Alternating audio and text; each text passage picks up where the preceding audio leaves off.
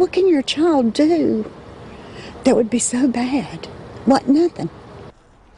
Breaking tonight, the family tragedy now considered a murder. Clayton police arresting a woman for allegedly killing her son on Christmas Day. Prosecutors charging Elizabeth Yarborough with second-degree murder after Clayton police initially thought they were dealing with a suicide. Jonah Kaplan has had a busy night. He was on Facebook Live earlier as the Clayton police chief briefed reporters shortly after the charges were filed. Jonah now reports on the shocking discovery that changed everything for detectives. Ma'am. Her frantic cries left little doubt there was an emergency.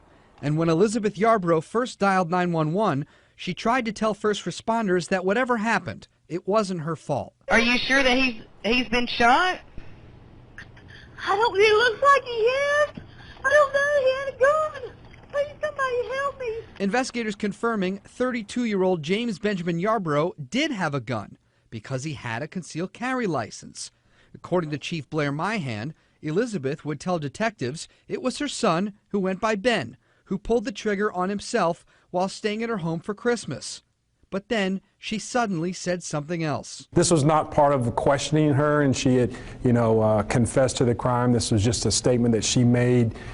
I don't think the officer was really prepared to hear what he heard. At that moment, detectives opened a homicide investigation. It really boils down to intent. We knew without a shadow of a doubt that she had shot her son. That was not in question, but again, it's not necessarily what you know, it's what you can prove. As a matter of policy, ABC 11 Eyewitness News, we will not cover or report on suicides, which is why we didn't come here back on Christmas to cover Ben's death.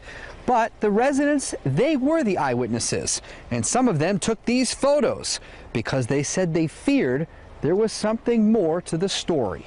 Elizabeth lived among a tight community of active adults, which members say will never be the same. The way I see it, there's two people who know the truth, her and her son, and he's not here to tell it.